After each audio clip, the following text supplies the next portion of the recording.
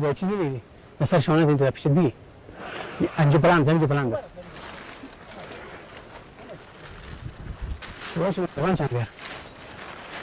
روغن هم هست